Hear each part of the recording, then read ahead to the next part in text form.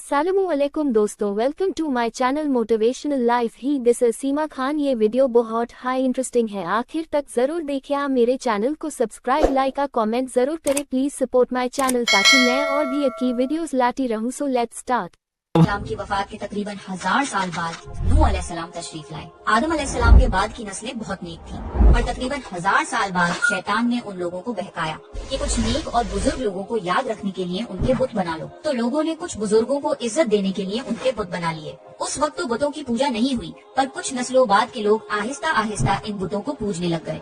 कुफ्र और शिर्क आम हो गया और एक अल्लाह की इबादत बंद हो गई। तब अल्लाह ने दुनिया में नूह अलैहिस्सलाम को भेजा। उस वक्त इंसानों की उम्रें ज्यादा होती थी और नूह अलैहिस्सलाम की उम्र तकरीबन 950 साल थी। नूह अलैहिस्सलाम ने लोगों को अल्लाह की तरफ दावत दी। सूरह नूह में अल्लाह फरमाता है, यकीनन हमने नूह को उनकी कौम की तरफ भेजा कि अपनी कौम को डराओ और खबरदार कर दो, इससे पहले कि उनके पास दर्दनाक अजाब आए। नूह अलैहिस्सलाम ने अपनी कौम से फरमाया, ए मेरी कौम, मैं तुम्हें साफ साफ डराने वाला हूँ, तो तुम अल्लाह की इबादत करो और उससे डरा करो और मेरा कहना मानो, तो वो तुम्हारे गुनाह बख्श देगा। नूह अलैहिस्सलाम तबलीग के सिलसिले में बहुत मेहनत करते थे। दिन रात लोगों के घरों और इज्तिमात में जाकर उन्हें दावत देते थे। नूह अलैहिस्सलाम लोगों को प्राइवेटली और पब्लिकली समझाते, यहाँ तक कि उन्हें ये करते करते 950 साल गुजर गए, पर सिर्फ चंद लोगों के सिवा कोई ईमान नहीं लाया। नूह अलैहिस्सलाम की कौम उनका मजाक बनाती थी और कहती थी कि अगर तुम सच्चे हो तो जिस अजाब का तुम हमसे वादा करते हो उसको ले आओ। नूह अलैहिस्सलाम की कौम साल दर साल बुराई में आगे बढ़ती गई और नूह अलैहिस्सलाम को परेशान करती रही और कोई ईमान न लाया, सिर्फ कुछ लोगों को छोड़कर।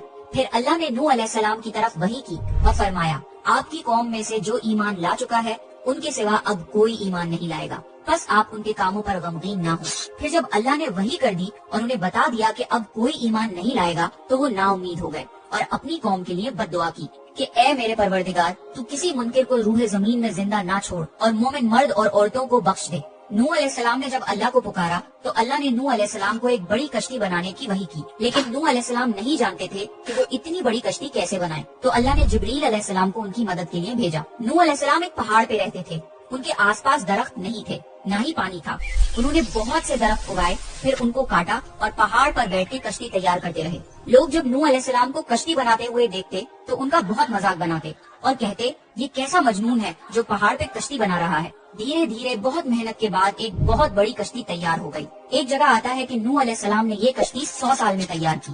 इस कश्ती की लंबाई 300 गज, ऊंचाई 30 गज और चौड़ाई 50 गज थी। एक अंदाजे के मुताबिक इस कश्ती की लंबाई 1 किलोमीटर से ज्यादा थी और गहराई 30 हाथ थी। ये कश्ती आम कश्तियों की तरह ऊपर से खुली हुई नहीं थी, बल्कि इसको जैसे नीचे से बंद किया गया था वैसे ही ऊपर से भी बंद किया गया था, ताकि ऊपर से जो बारिश बरसे वो उन्हें नुकसान न दे। इस कश्ती के 3 फ्लोर्स थे और हर फ्लोर में एक दरवाजा था। अल्लाह ने नूह अलैहिस्सलाम को हुक्म दिया कि मोमिनों को और अपने घर वालों को और जमीन पर बसने वाले तमाम जानवरों का जोड़ा जोड़ा इस कश्ती में सवार कर लो। फिर अल्लाह ने आसमान और जमीन में से पानी खोल दिया और सैलाब आ गया। इस सैलाब ने दुनिया में रहने वाले इंसान और जानवर सबको गर्क कर दिया। तूफान का पानी पहाड़ों से भी ऊपर हो गया और सिर्फ नूह अलैहिस्सलाम की कश्ती इस तूफान में बाकी रही। सिर्फ वही लोग और जानवर बचे थे जो कश्ती पर सवार थे। इतने बड़े नबी होने के बावजूद नूह अलैहिस्सलाम का बेटा कश्ती पर न आया। नूह अलैहिस्सलाम ने उसे पुकारा कि मेरे बेटे, इस कश्ती में आ जा और काफिरों का साथी ना बन, लेकिन उसने कहा कि मैं किसी पहाड़ की चोटी पर पनाह ले लूंगा जो मुझे इस पानी से बचाएगी।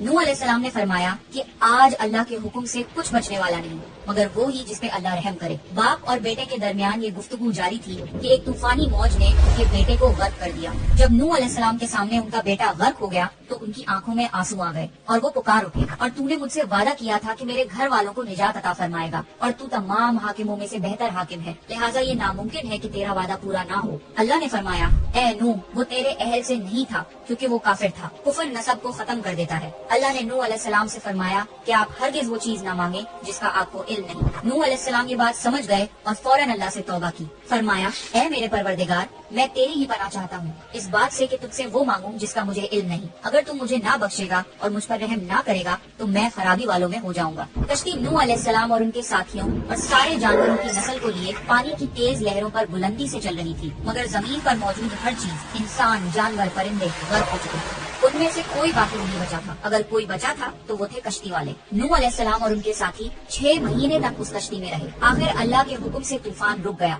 अल्लाह ने जमीन को हुक्म दिया कि वो पानी निगल जाए। जमीन ने सारा पानी निगल लिया और जमीन खुश्क हो गई और कश्ती पहाड़ पर जाकर ठहर गई। اب انہیں حکم ہوا کہ سلامتی کے ساتھ کشتی سے اتر آئیے، آپ سب پر برکت نازل ہوگی اور ان نسلوں پر بھی جو آپ سے پیدا ہوں گی۔ پھر صرف نوح علیہ السلام سے آگے کی نسل شروع ہوئی اور زمین میں ان کی اولاد کے علاوہ کسی اور کی نسل باقی نہ رہی۔ سارے جانوروں کی نسلیں بھی یہیں سے پھر سے پیدا ہوئی۔ نوح علیہ السلام کے 3 بیٹے تھے، سام، حام اور یافز، جن سے دنیا کی نسل آگے بڑھی۔ سام کی اولاد گندمی رنگ کی تھی۔ عرب ممالک سیریا، فلسطین اور اسرائیل کے لوگ سام کی اولاد ہیں۔ حام کی اولاد کالی رنگت کی تھی۔ افریقہ، ایبوریجنل آسٹریلیا، انڈیا، ایجپٹ اور سوڈان کے لوگ حام کی اولاد ہیں۔ گوری رنگت کے لوگ یافز کی اولاد ہیں۔ چائنا، جاپان، کوریا اور یورپ کے لوگ یافز کی نسل ہیں۔ نوح علیہ السلام کا چوتھا بیٹا جو ایمان نہ لانے کی وجہ سے برباد کر دیا گیا تھا، اس کا نام کنعان تھا اور اس سے کوئی نسل آگے نہیں بڑھی۔ قرآن میں اللہ نے فرمایا، اور ہمیں نوح نے پکارا تو دیکھ لو کہ ہم کیسی اچھی دعا قبول کرنے والے ہیں۔ ہم نے اسے اور اس کے فرما برداروں کو اس زبردست مصیبت سے بچا لیا اور اس کی اولاد ہم نے باقی رہنے والی بنا دی۔ طوفان کے بعد نوح علیہ السلام 350 سال زندہ رہے، پھر نوح علیہ السلام فوت ہو گئے۔ نوح علیہ السلام کی کشتی آج بھی موجود ہے۔ ریسرچرز نے ترکی میں اس کشتی کو ڈھونڈ لیا ہے۔ قرآن میں اللہ نے فرمایا، اور بے شک ہم نے اس واقعے کو نشانی بنا کے باقی رکھا۔ بس ہے کوئی نصیحت حاصل کرنے والا؟ لوگ سٹوریز کو تو ڈینائی کر سکتے ہیں پر ایویڈنسز کو ڈینائی نہیں کر سکتے۔ نوح علیہ السلام نے اپنے قوم کو کشتی میں سوار کیا۔ اللہ کی حکم سے نوح علیہ السلام نے کشتی بنائے اور اللہ کے حکم کو بجا لایا اور اپنی قوم کو بچا لیے، پر اپنے بیوی اور بیٹے کو اور کچھ لوگوں کو نہیں بچا پائے کیونکہ انہوں نے انکار کر دیا تھا اور نہ ہی ایمان لائے دی، اس لیے وہ فنا ہو گئے۔ اس لیے ہمیں اس واقعہ سے سیکھ ملتی ہے کہ ہمیں ایک واحد اللہ پر یقین رکھنا چاہیے اور اس کے حکم کو بجا لینا چاہیے۔ تو چلیے میرے چینل کو سبسکرائب کر دیجئے اور بیل آئیکن دبا دیجئے تاکہ میں اور کی ویڈیوز بنتی رہو اور آپ کو موٹیویٹ کرتی رہو اور آپ کو اسلامک واقعہ معلوم ہوتے